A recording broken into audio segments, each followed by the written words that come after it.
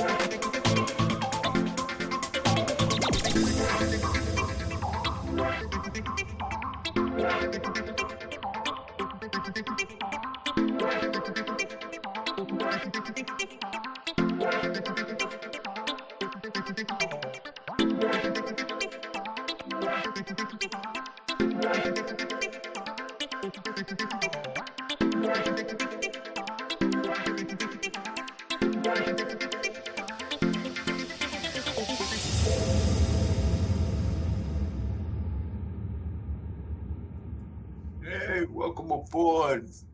It's R. Payne here on the Swivel at the Sportsbar. Hey, Trey Ferg, can you hear me? Yes, sir. All right, how you doing today, man? I'm feeling good, man. You know, it's Wednesday, man. It's the middle of the week. Hey, what's going on, Charles? Work Wednesdays. How you doing, brother? All What's right. up, Charles? Can you hear us, Charles? Yeah, well, can you hear? If we can't hear you, might be. Oh, yeah, I can hear you guys. Okay, good. All right. Hey, man, welcome Good to aboard, join in. man. Yeah, man. So we're gonna have a little sports talk today, and you know, everything should be good.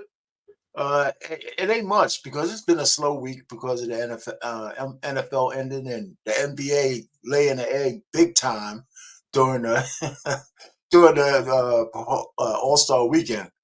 Well, anyway, so some post NFL talk. I mean, of course, you know, we gotta have a little bit of NFL. We already know about the Super Bowl, so we're gonna have to talk about that. Dak Prescott, front and center. He's up for he becomes a free agent next month. And some people say that he's going to be eligible for a $60 million a year contract. Okay, so let's go ahead, Trey. You think he's worth that? I think any black quarterback in the NFL is worth it. Okay, that's the way I feel about it. But let me say this also. I have a partial for that because he's a fellow Bulldog. Shout out to Mississippi State Bulldogs. And he came in, he was on fire. He's proved his worth. He ain't won a Super Bowl. Tell me some other great quarterbacks who ain't won a Super Bowl.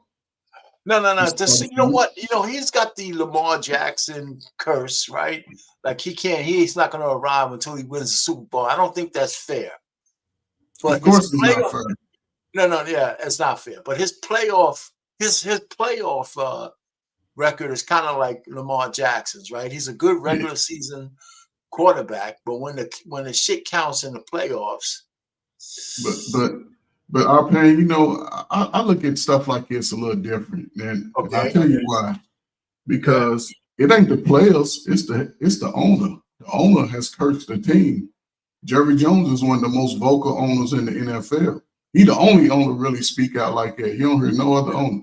And Jerry Jones got a cloudy past down there in Texas, down there in the South. They've had pictures of him of his young teenage years. And you know, most people are formed by their teenage years.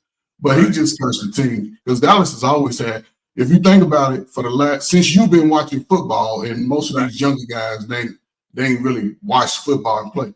Dallas has always been relevant in NFL football, not just because of who they are, but they've always pretty much had winning seasons, except the first couple of years in the early 80s and stuff. But all that changed. They've always been in the playoff hunt, regardless of who's been the quarterback.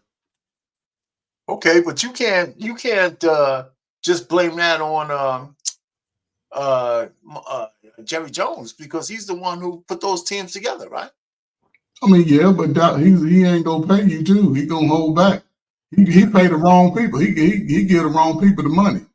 He gotta put the money in his. Listen, in the NFL, all your star positions got to have star players, and you got to sort of find a way to keep them happy. Your star positions. Okay, but their team was stacked this year, though, man. They had a nice team. Yeah, but they come down to coaching and play calling too. Some of these coaches be sabotaging it, man. They don't call their best plays when it's time to win. Right. Okay, so let's kind of wrap this up. So you like Dak Prescott? You're a Dallas Cowboy fan too. I'm not a Dallas Cowboy fan. I never liked Dallas. I like Dak Prescott. Because he's always relevant.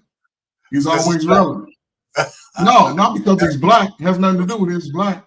I'm for him getting his money because he's black, because the white boys get the quarterback money. Yeah, but what I'm saying is, as far as his play, our pain was that quarterback in the top 2 or 3 in passing yards this year? He was up there. He had a great year. He was. At one time, they was talking about him getting the MVP, right? That's right. For a second. And when they got into the playoffs, and I'm sure you watched the game, did they do the same type of performance as far as play calling? No, they passed too much. They help miss plays. You don't pass on first down. You run the ball, get the 2-3 yards. Down and distance is the name of the NFL. Down and distance, baby. That's the way I look at it. So, okay, I'm a coach, man. I'm sorry. Hey, Charles, what say you, man? What do you think about this? You think he's worth $60 million a year? I think yes, because look what the owners are making, man. That's peanuts for them. So yeah, I would say he is. All right, but okay, so let's answer the real question. You think Jerry Jones is going to pay him? I think they will. I think because if he loses Doc, I don't see another quarterback that can step in that's going to be better than him right now. I don't see anyone that's available that he can get. I agree with that. So he has no choice, basically. Right. Well, okay, so he's going to set the market. You guys know that, right? Good. Appreciate you, Dak. Appreciate you saying that, market. He's going to set the market. I paid. Let's just say they just say he moved. Now let's see him down there in Denver with Sean Payton, and he got the quarterback he want, and he got that offense he waiting for somebody to run. Dak Prescott will be a MVP candidate because Sean Payton gonna have the next quarterback, whoever it is, ready. And if it's a rookie, he gonna have to wait a couple years. But if it's Dak Prescott, he know what he got. That's true. And listen, you know what? But my man is not going yet. We know Russell's going to be out. We know he's out, but he hasn't found a location yet. So let's do a what if. Suppose he swaps with Dak. What happens to Dallas then? I don't know. They still be relevant. They'll still have a 10-win season. They might win. They might win if he had Dallas's team. They might win. So anyway, Prescott is a far better quarterback than Wilson, though, right? Would you agree? He's far younger, but Wilson has muscle memory, man. He should have 2 championships. And he didn't have a bad year last year. The coach just hates his guts. He had a pretty good year. The coach just didn't like him. So that matters. If your man who's in charge of you doesn't like you, man, you're not gonna have it's gonna be hard to shine. I'm gonna ask you the same question you asked me about Russell Westbrook. The coach don't like him. Look, you think the coach don't like him because he's black? No. Okay. No. I think he just said. He didn't like. I don't think he liked his lifestyle, man. He didn't like him that he was a celebrity off the field. I mean, that ain't got nothing to do with him, Russell Westbrook. I mean, Russell Wilson. Wilson, he's a quiet guy. Guys wish they could. He's a quiet guy. His wife is wild and woolly, but he's quiet. No. It's not that he's quiet. He's got an air about him, man. Everybody He's a diva. He's a diva. That's what I'm trying to say. He's a diva. But that'll change, though. But that'll change with the right coach. That'll change, though. Pete Carroll got him like that. Okay, Pete Carroll and Peyton are the opposite type of men. They ain't the same kind of men. They definitely ain't the same kind of men. I tell you what, Sean Payton would have never told him to throw that goddamn ball down there, instead of giving the ball to the running back. Sean Payton would have never done that. Our pain. The coordinators call those plays. Those plays they call the plays. The quarterback just run the play. They can't change the play unless you Tom Brady, Terry Bradshaw. Stop. Our pain ain't no quarterback been able to audible like that. They call the plays that they call. I know what you're saying. But he didn't leave his man card on the goddamn cutting room floor. The coach would have gave me that stupid ass play. I would have gave it to coach. Me and the coach could have fought later. We could have fought later because I was not going to throw that ball. That was stupid. That's us on the sideline. We can say that, but in that moment, your bread is counting on that play call. So it is what it is. Going to do to him in the moment. Listen. If that was his first Super Bowl, I would agree with you. You already got a Super Bowl under your belt. You got to have some gravitas. I think you don't think that they discussed this stuff before the play happened, before game? No, let me tell you, I agree with what you're saying. But, in the moment, when somebody's telling you to do something stupid.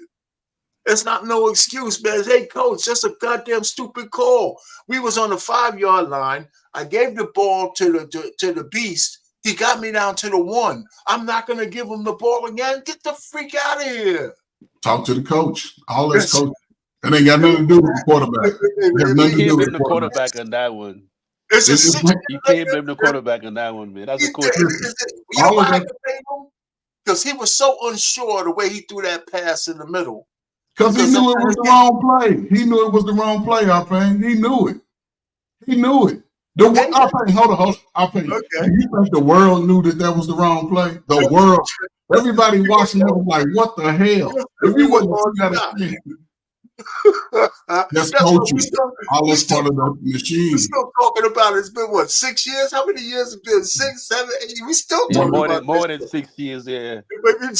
We can't get over it. Nobody can get over that stupid ass play. One of the most bizarre plays in NFL history. Listen.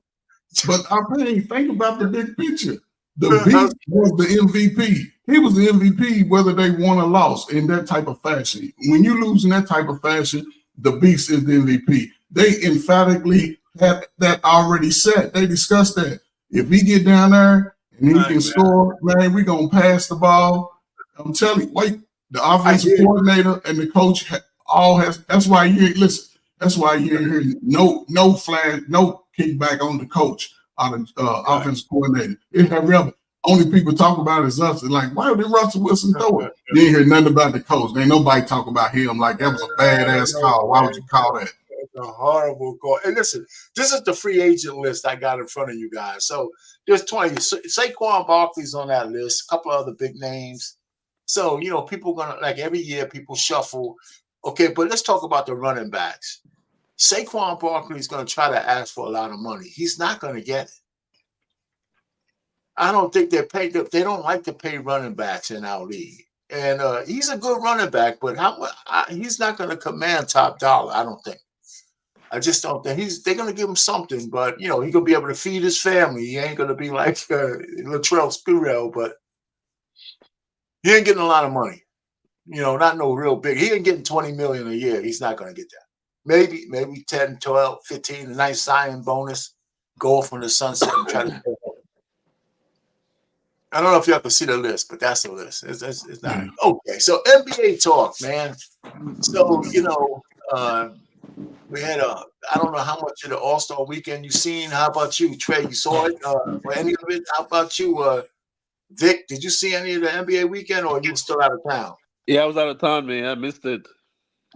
Well, listen, you ain't missed much. Okay. You didn't miss. You didn't miss much, man. The NBA took a big hit this weekend, man. A huge hit, man. Because first of all, the Sun they need to stop the slam dunk contest. I didn't even put that up here. It was just horrible. The G League guy won it back to back. G League 6 foot, 6 foot white boy. Won the slam dunk contest 2 years in a row. I think you know why he won. This is my assumption on why he won. First of all, he can jump over 45 inches. Anybody can jump over 45 inches. I don't care who you are. Your ass can jump. It doesn't matter. Now the second thing is everybody that he competes against is too tall. We need them 6'4" to get up there and show their skills too. I mean, you have to be creative in the dunk contest. They put you. Think about it. Most of the guys that make up all these rules have never even probably smacked backboard. They put too many different little dumbass facets in it every year. They just let them get out there, give us your 5 best dunks, and we're gonna let you rock from there. All this old, you know what I'm saying, man? Go even if you know what the problem is. There's only so much you could do with a dunk. The last great slam dunk contest was Zach LaVine against my man, the light-skinned brother. That was a great slam dunk contest. Matter of fact, I think they gave it to Zach, but I think the other guy, I forgot his name. Shit, he plays on the Suns, I think. Aaron Gordon. No. Denver. And Nuggets. Yeah, he's a Nugget. I'm paying. Listen.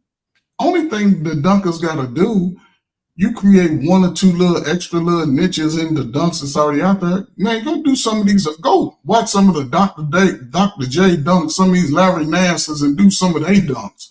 See, because it's a new, the judges, they old school, but still, they like that type of style. You put some flair, and I was telling my buddy, I said, man, only thing you got to do is hang on the rim. Just hang on the rim. Well, then nobody hang on the rim.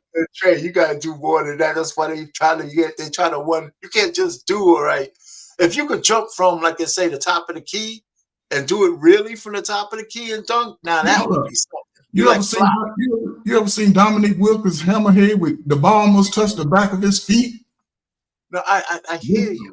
I hear that. And that was dead. You ain't getting 50 points with that now. Yes, you will. If you come with some power. You might. I don't know. What do you think?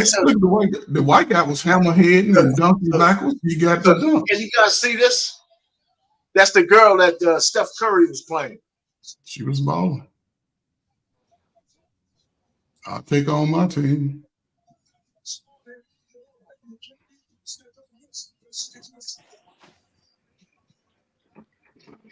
She can shoot, man. She can shoot. Mm-hmm. She missed the money ball. She's starting to miss a little bit. She getting tired. That's what she shoot like me. She shoot like me. Wow, man, she can shoot. Right? Steph Curry almost lost. No, but those are the best in what they do. That's what they do. She got tired at the end there. And things would have made Steph look bad if he lost to her. Oh yeah. No, but she was shooting from the NBA line too. I got to understand that. Oh yeah, but she used a smaller ball, I think. Yeah, but still from the NBA line, shoot, that says something right there.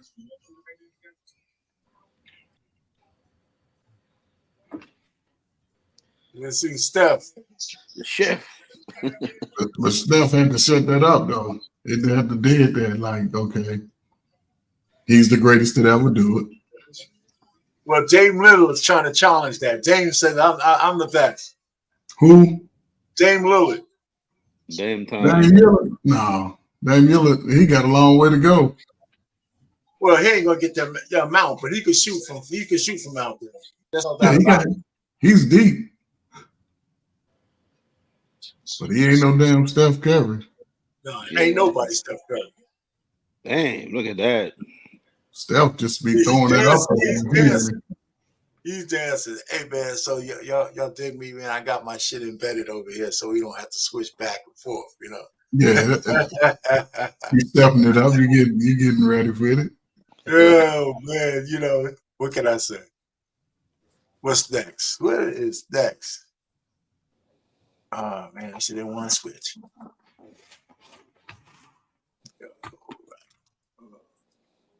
Okay.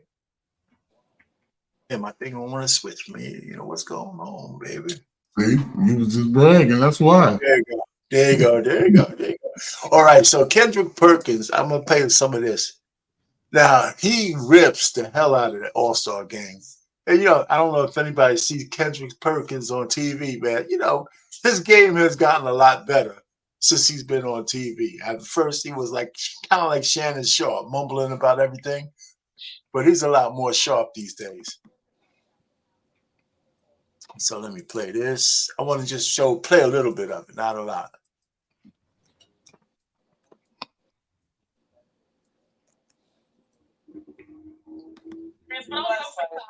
The All-Star game is truly falling below expectations. Austin, I want to give you the floor here. That's Austin Rivers, but we're going to jump right to Perk. And to be honest, it was embarrassing and it was disrespectful. Y'all can see it, right? To the game of basketball, to the NBA. I can see it. You don't see it? I see it.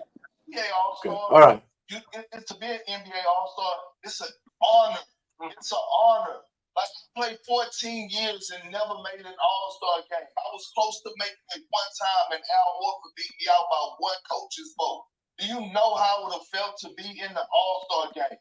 Russell Westbrook won back-to-back All-Star MVPs. One of the times he came off the bench because he was playing so hard. That's how much he cared. And at the end of the day, players won't say it publicly, but in order to move the needle, in order to get an All-Star game where they're actually competing, you know what's going to happen. The NBA is going to have to increase their incentives, meaning put a bankroll in front of their face to make them go out there and play. Hey, you know what? If this team wins, each player get an additional $500,000. We saw the results and we saw what happened with the in-season tournament. Guys were scrapping like charges. We saw a playoff version of LeBron James. Let me stop that right there because I want to ask you guys a question. All right? As much money as these guys get paid, why do we got to pay them more for the All-Star game for them to just be competitive? Why? Not because back in the day, the old dudes used to play the game. I mean, they got a little loosey-goosey, but, in the end, they wanted to win. So why would we have to pay them $500,000 a piece for them to give us a competitive game? These guys are making guaranteed money, man. So what do y'all say? What say you guys? What say you, Trey? Brother, let Charles go first. Go ahead, Charles. You go first, man. Go ahead. What do you think? Everybody's tongue-tied. I can't hear you. I mean, what do you think? Why do we got to pay them to play in the All-Star game? Well, at the end of the day, man, it's a business, man. Those guys are making money, They're charging a lot of money for the tickets, all this stuff. So, they got to get a piece of the pie. I'm talking about the players. Why the players got to get more money to give us a competitive game? Well, because the NBA is making money. That's what I'm trying to say. The fans got to pay a lot of money to come and see them play. So, I mean, they ain't going to do it for free. I don't blame them. Okay, so you didn't listen to anything. Okay, so I hear you. What about, let me say my piece. Trey, you can go after me. Perkins said it best, right? That players used to have some kind of honor about the game. If I made the All-Star game, the All-Star team, man, I'm honored. I want to play well. I want to win. That's what I'm saying. I mean, these guys, everything about money, these guys are making more money than everybody. You mean you can't give the fans a great game just because you're an NBA player? Why I got to give you an extra $500,000 to make you play the game? And that's not going to guarantee shit. It's not. Is that going to make you play defense? I mean, because I'm giving you $500K more. You know what, man? These guys don't care about the fans. They don't care about shit.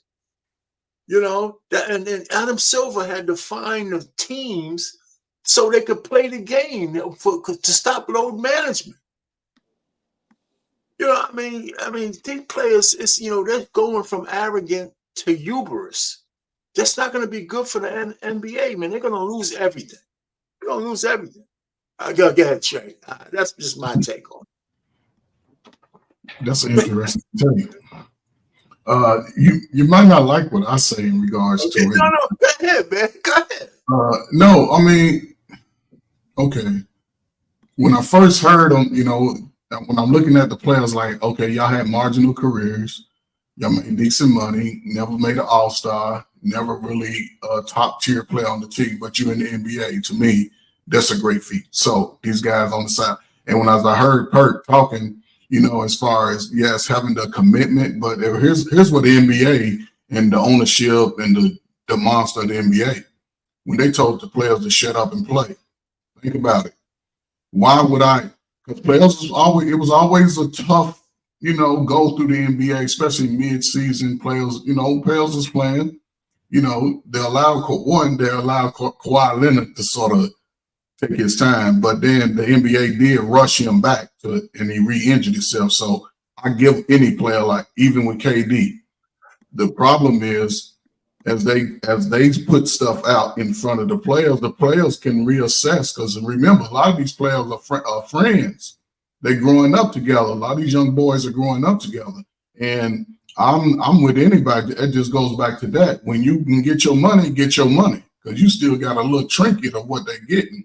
Now, as far as the All-Star game, I think when you put those players in, there should be a greater incentive or something.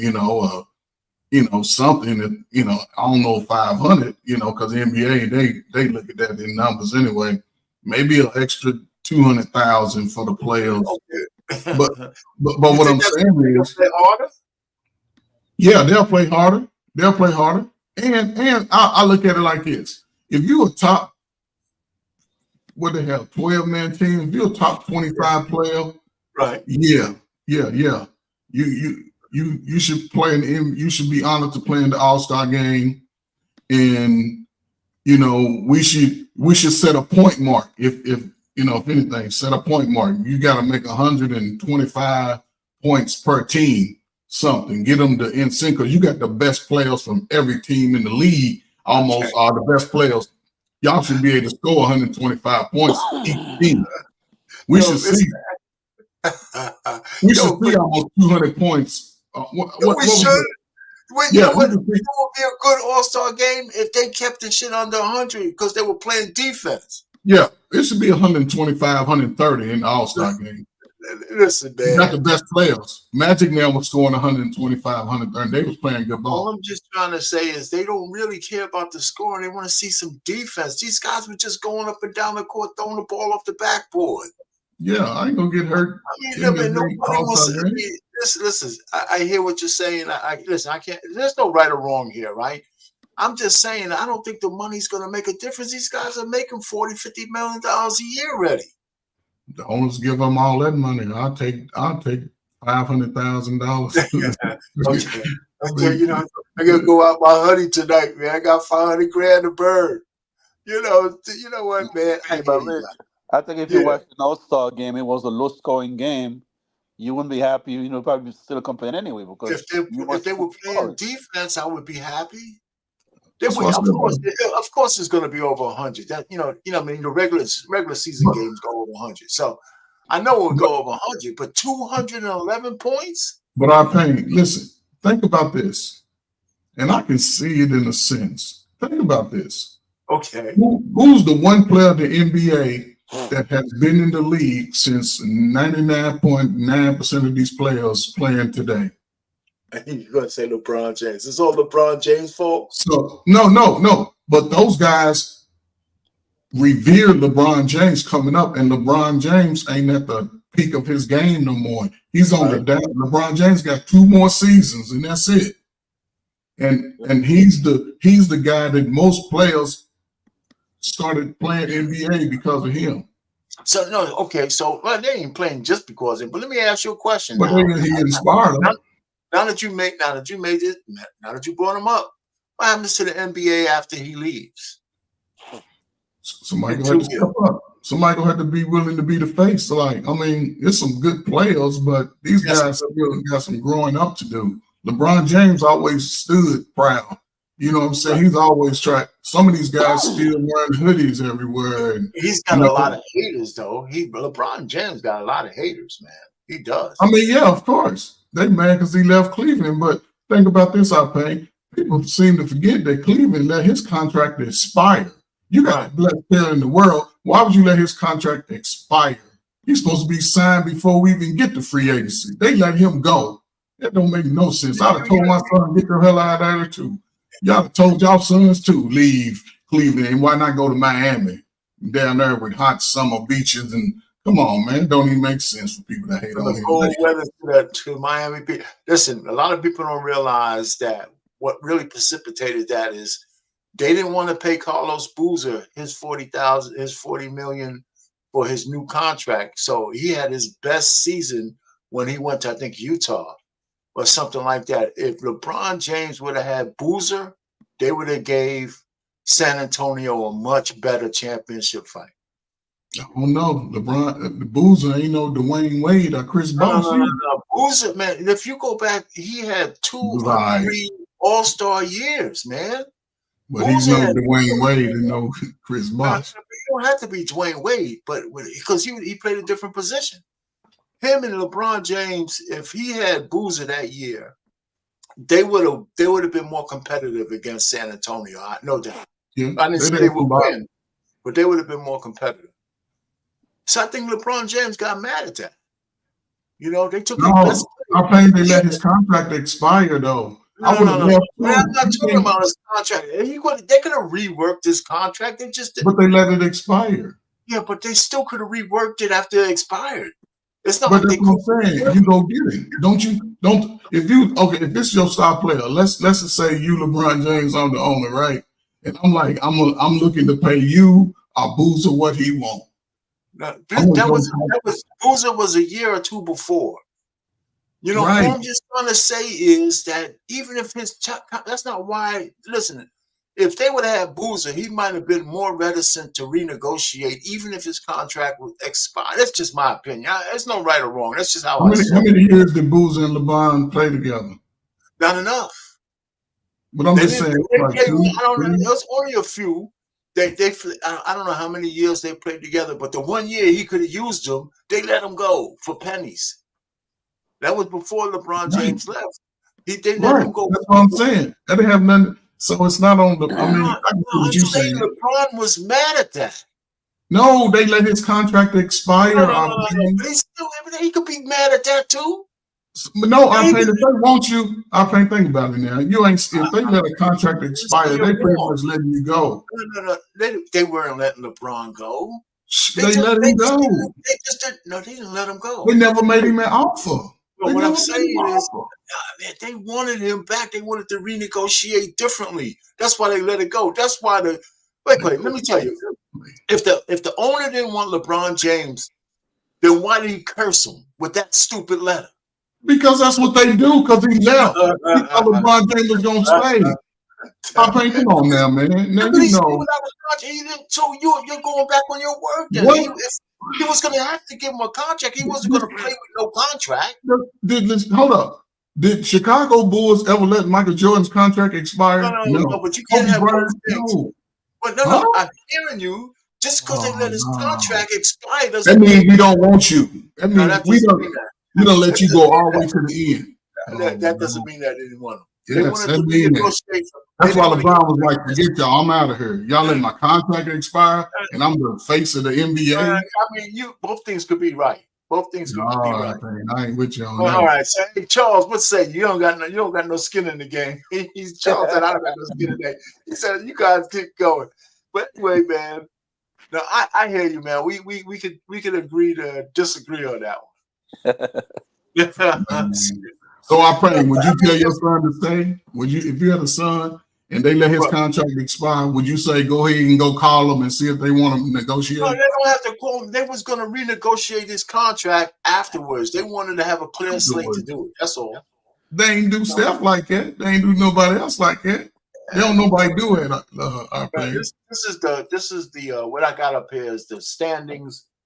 Tomorrow the season restarts. These are the standings as of before the All-Star game. So no difference in the location. I don't know if y'all can see it. I can make it bigger next time. But you know, so the season restarts tomorrow. It restarts tomorrow. So I mean, then you know, right now, I think they're gonna try to shake off this All-Star weekend, man, because every sportscaster is blasting the hell out of all of the players, man, and the commissioner. They're blasting everywhere I go, man. They're saying everybody's beside themselves on how much of a travesty the daggone All-Star weekend was. All right, so we're not going to go through the injury report. Like I said, this was going to be a short one anyway. That's why I don't mind taking some time talking. The sports and other thing. Did you guys know that there was a tennis tournament in Dubai? Did anybody know that? I didn't hear about that. No. So this tennis tournament has been around since the 90s, actually. But I think it's being elevated because the daggone sheiks and stuff are starting to pay these guys exorbitant amount of money. You know, exorbitant amount of money. And they don't like them because of one thing or the other, but that money is too much to ignore. That money is too much. So Coco Gauff is going to the quarterfinals. So she's still involved. So I follow Coco, man. I like her. She's got a great attitude. She's got a great attitude for a young player. She just turned. She turns 20, I think, this weekend or sometime soon.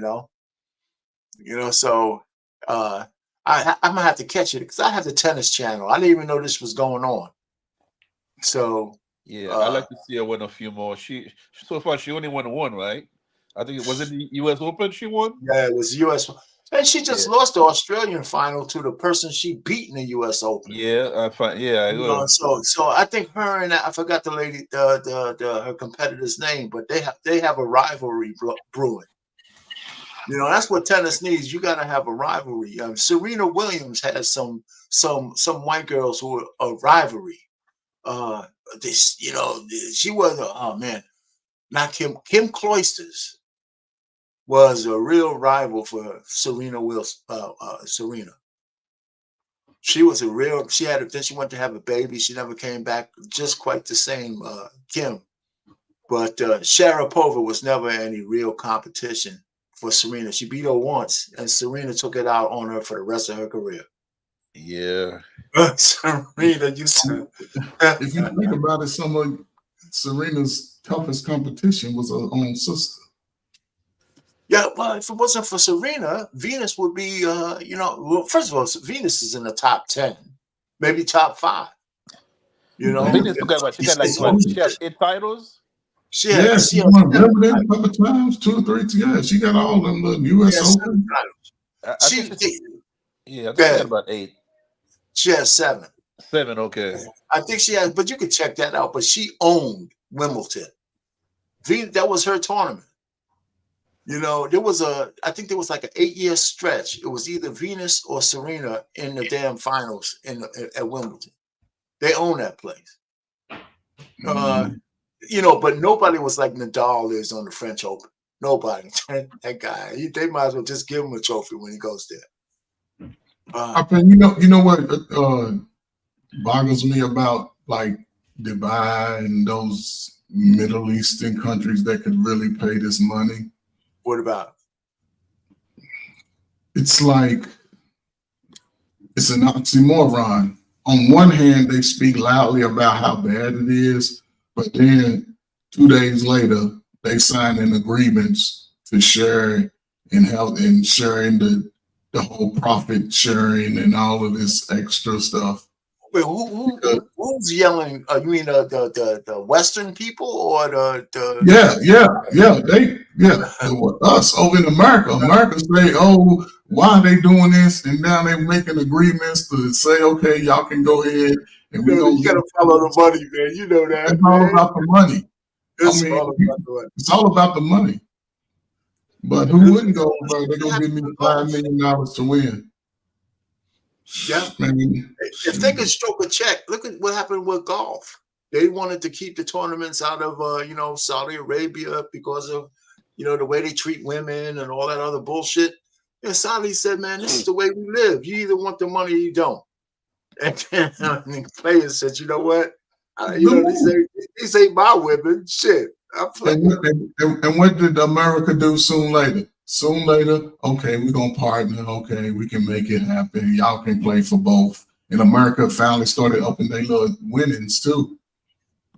But, I mean, if you had a son or daughter in these sports, man, you better encourage him to go get that money. Hey, well, let me tell you something. These guys over there, right? Those royal families have so much money. It's literally burning holes in their pockets. They don't know what to. They gotta spend it. They got like gold-plated police cars. But I'm paying. They got the oil. They got all that oil. That oil is the money. When I was in Saudi Arabia, really quick, and when I was in the Gulf War, I had a small unit. And once the war was over and they signed a treaty, we could walk through. So I was in Riyadh. That's the capital. I was walking through downtown at night. And if you ever been to a flea market, I don't know if you've ever been to a big flea market. Okay, yeah, but not like that. On each side of town, it wasn't flea markets, it was gold shops. And everybody was set up in their little booth and tent. And look, you're talking about 24, 18 karat gold, no 14. They don't even deal in 14 karat. I used to sit there and talk to them. I bought me a diamond cut necklace, an anchor, and a bracelet for $200. Wow.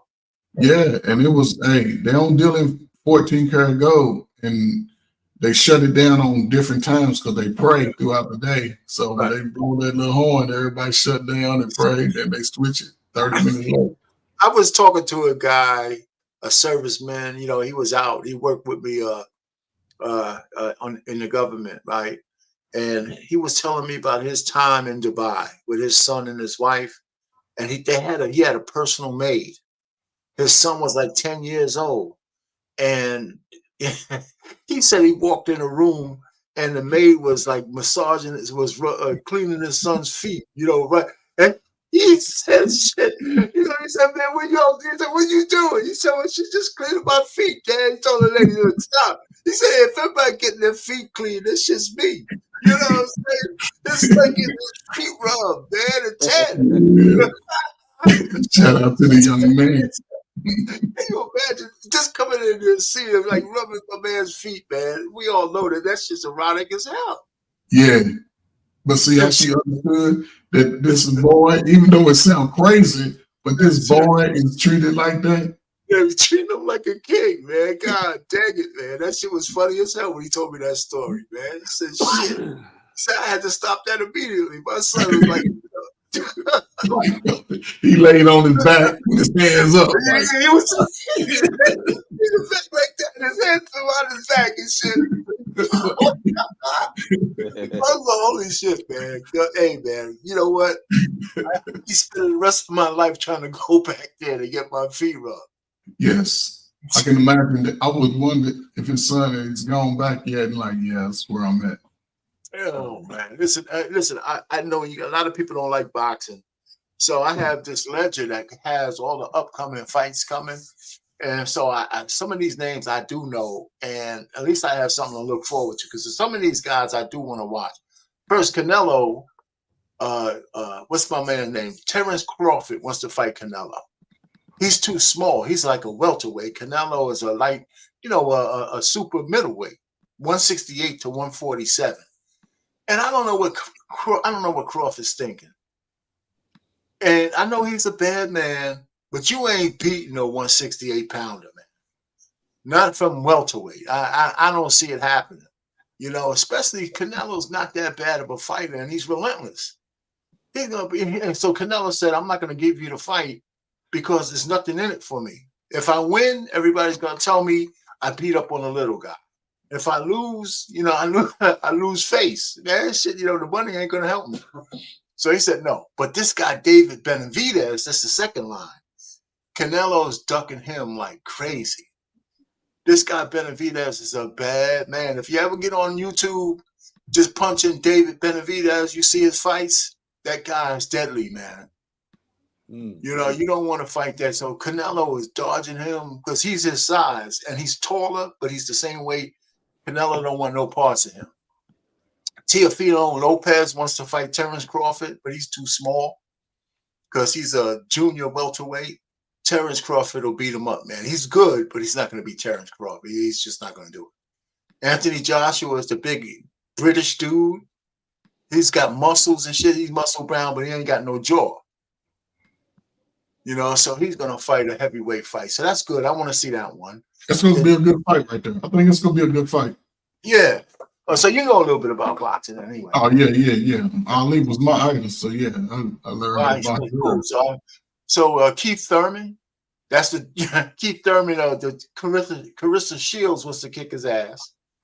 So he's having man, you know what? I wish he would just say, okay, let's fight, but let's do it for real so he can knock her ass out. You know, and it would never happen. He was saying maybe in an exhibition, but nobody wants to see that. She just thinks, yeah, but you come in, I'll beat you up. I don't want to see that. If he's not in there for real, I don't want to see it. You know, and I hate to see him beat up a woman because I like Carissa Shields, but she can't take no legitimate fighter. And then Devin Haney's fighting Ryan Garcia. I like Ryan Garcia, but I don't know if he could beat Devin Haney. He's a good fighter, but I don't think he's skilled, but I don't think he could beat Devin Haney. Then Alvarez comes back and he fights Jamal Charlo. He beat the other Charlo brother, so now he's fighting his brother. You know, so that should be good. Just Japanese guy. In a way, he's too small. He's a junior featherweight. That dude is bad, man. I wish he was bigger. I wish if he can get himself up to maybe junior welterweight, maybe he's too small for that. Maybe lightweight, if he can get himself above the featherweight class, he could start making some money. That guy's awesome, man. He's just awesome. And then, of course, there's Lomachenko. His better days are behind him, but I think he could beat Gambosis. I think he could beat him. And then, of course, Tyson Fury's back in the ring. So that, all the way up until May, they got some fights, man. And these are not all pay-per-view. Some of them are going to be on ESPN. I'm going to tell you a little crazy story about me. Yeah. These weights that you see here. Yeah. I was 135 in the 6th grade. I mean, I'm serious. I graduated high school at 190. But so I graduated at 168. Yeah. I was 168. And when I graduated, I went to college, I was 168 pounds. I was there as a freshman. Yeah, man. Yeah. I'm like, man, and I tried to box one time when I was 12, man. Look, I said I'm gonna stay with football because I had 3 little sparring rounds because you spar a lot. I was good on the first 2, right? I had 3 little sparring bouts, 3 rounds apiece. Okay. The first 2, I was showing some good promise. They was like, man, you got some good work at it. You know how to put your combinations together. I was good. Then they put me up against a guy that was going through he had already been through what I've been through, but he was going through the Golden Gloves ranks. Okay. Man, listen, I knew then that, okay, this football is it. Don't even go back to boxing. Just watch Muhammad Ali, stay with that. Other than that, we'll go back behind the ropes, man. Yeah, I didn't go to another boxing ring till I was I ain't never been back since. I was watching on TV. And I didn't really take no beating, but man, you got to get over them headaches, man. I had a headache, man. I was like, is that right? Yeah. But you could tell, one thing about boxing, right? You could do okay until you get in there against somebody you could see is really skilled, and then you could really see the difference. That's the one thing about boxing. I mean, some people could just fight. Let's say you could fight. Some guys are good fighters, but when you get in the ring with somebody who's skilled at the game, they could make you look pretty bad. They can make you look pretty bad in there, man. And those are little head pads. They don't do no good. You don't help. No, not for that. You feel the thump. You don't feel the pain. You don't feel. But man, listen, you got to be able to shake that shit off. And I was like, I will never forget that. I went home, went to sleep, man, all night, man. I ain't tell my parents what I did. I was one of the kids that do stuff and didn't say nothing. Man, I woke up the next day. That's funny, man. Hey, so Charles, man, you don't watch boxing that much, do you? Nah, I haven't followed boxing in years, man. I mean, it's still going on, man. It's just that, the best fighters just don't fight each other often enough. Yeah. That's what hurts boxing, man. These guys will fight maybe twice a year, the best dudes, if that. And they're looking for the big payday because there's I think, an erroneous notion that if you lose one fight, you can never get another big payday. But that's not really true. Yeah. It just depends on how you lose a fight. Because, like, what's the guy's name? The Spanish guy, man. He's a promoter now. Oscar de la Hoya? Yes. Yeah. Oscar, man. Oscar, the one thing about Oscar, I say he was above average fighter, but he fought everybody. Win, lose, or draw, he made more money by just fighting the best contenders. And he won some and he lost some, but it never hurt him as a moneymaker. Never heard him as a moneymaker. And then he went into promotion, and even though they caught him in dressing like a girl one time, Oh yeah. Yeah, they caught him with some pictures. He had like on the fishnet stockings and shit, and high heels. But the only thing that saved him, he was over his girlfriend's house. So he played dress up with his girlfriend. Come on, man. Come on, man. I don't know, man. Some of these guys got some weird shit going on, man. But I don't, man, especially in the Spanish world. All right. Do you guys know who this is? Yeah. Caitlin. Clark. Yeah. Caitlin Clark, man. They love this chick, man. You can shoot. They say she's better than just a shooter. With Caitlin Clark, because she can teach. She got game. KG, we got to start with Caitlin Clark because she continues to light up not only the college basketball world, but like the sports world in general. She's leading the NCAA, averaging 32 points per game. She's inching up on Kelsey Plum's all-time NCAA record for most points. She's about 180 points shy of it, so judging by her pace, she'll reach it by the end of this weekend. But in your mind, what does she have to do to cement her legacy as the best women's college basketball player of all time, or has she already done it? This is such a tough question because to me, is she the most exciting women's college basketball player of all time? Yes. She sells tickets. She sells out arenas. She had 10 million people watching the national title game. LSU also played a role in that. Don't get me wrong. So she is the most exciting player I think we've ever seen.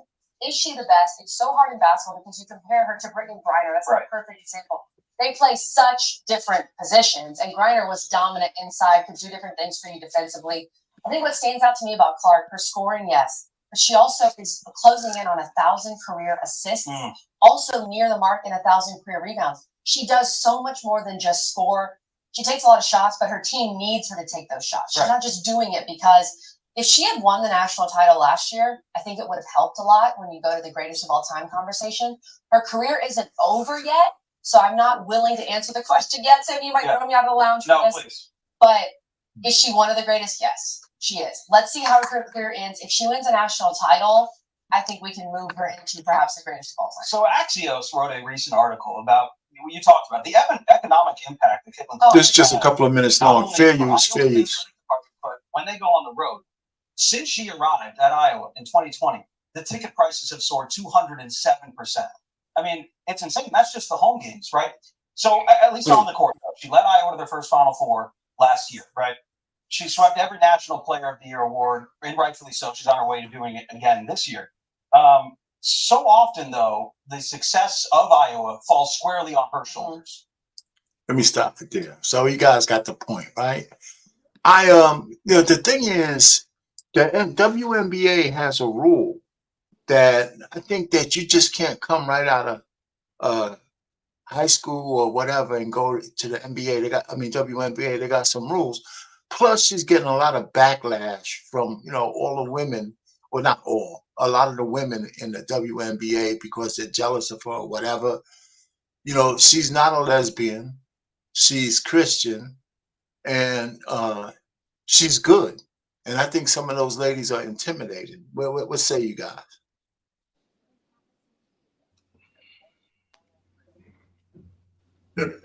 I agree. I think listen, I just think it's more jealousy in a sense because the players, the young women, even some of the young men today, the good thing about COVID for college students during that time, it allowed them more time to rethink things. I think if this is her 4th year, so by her staying in school all 4 years, it allows her to reach these milestones. A lot of players come out after their junior year, but for her to stay and say, you know, and realize that you can accomplish these achievements is a great feat on her. She's not doing it for the money. And I think if she stays focused like she is, she'll be one of the greatest WNBA shooters too. Okay, you don't think she's getting NIL money? $739,000. Okay, so all right, so she's getting paid, but she's not getting more than Angel Reese. You know, and Angel Reese, man, is arrogant. You know, she might destroy her career as silly as she behaves. But I think you see the difference in the culture. This young lady is a star and is being humbled because she has the correct backing. People like Angel Reese, you can already see how without the correct leadership, you sort of get wild and woolly. And it's a shame. It's a shame. And that's a shame. And nobody who's in our corner is really saying, look, you gotta, it's okay. You know, when you turn 21, you can do what you want. But right now, you sit down and shut up and dribble. Shut up and dribble. And let me tell you, she's like just typical black woman. No, who's gonna check me, boo? Who's gonna check me, boo? You know, it's exactly right. She's getting in all kinds of trouble. They said they can't. I pay. She was doing what a lot of the sisters do. They claim they go to college. She wasn't going to class. I was gonna say that. They said she hadn't seen the classroom. Yo, man, you know what? Well, let's fast forward. I don't know. You got anything to say on this one, Charles? Nothing to say, man. I don't really, you know, I don't follow her, so but I know she. Let me tell you, I don't follow her either, except that you know that the WNBA would do well by having her in the league. They need a shot in the arm bad. You know, she may not even listen. I think if they keep speaking out like that, I wouldn't blame her if she don't go. I mean, sometimes you just got to be quiet and let it run its course. You know, we just get off into stuff over dumb stuff. It doesn't make sense. I wish there'd be more shooters like her in the WNBA. Hell, I'll take her in the NBA if she can shoot. Say. Well, let me ask you guys a question. What do you think is wrong? See, first of all, I know when you have the backdrop of the WNBA against the NBA, the skill level is so much different. But female college basketball is popular. You know, the female game in college is actually pretty popular. They sell out the arenas that they play in. They get ratings in the championship games. So what's the big drop off when they go to the pros? And how come nobody likes the WNBA? I have my theories. I have my theories. I think the fact that, you know, over 50% of the women, I believe, are lesbians. I think that hurts the league. I think that really hurts the league. I really do. I really do. I mean, because women ain't going to see them. It's not even that men ain't going to see them. Women don't go to see the WNBA. They're not being supported by women. You know, so, you know, I don't know, man. But, you know, they need a woman like this one to come in, but if she's not going to be welcome, it's going to be interesting. She just got on my radar, and that's why I thought I'd throw this in here to talk about it because, you know, I'm not big on watching a lot of college basketball, but I know women's basketball is pretty pretty popular. I used to watch the UConn and some of the other team, you know, under Urinam or whatever his name is, a few others. So, yeah, more power to her, man. I hope she does well. We need to have some. I think I have one more slide, and if I can get to it. Payne, I'm gonna cut out, man. I'll be back. I'll see you in a minute. Yeah, this is my last slide anyway. This is the shootout in Kansas City. You know, and I'm not going to spend much time on it. I mean, I don't know if everybody's seen it, but just so happens. All right, you know, Charles, I don't know if you saw this. Is that the parade? Yeah, I heard about it, but then I don't know the details. I know one person got killed, right? Yeah, one. You know, I'm not going to show this. This is just going to show Tonight, people. two Right. adults are now facing charges for the shooting at the Kansas City Chiefs Super Bowl parade that happened last week. Both of them were shot and are in the hospital.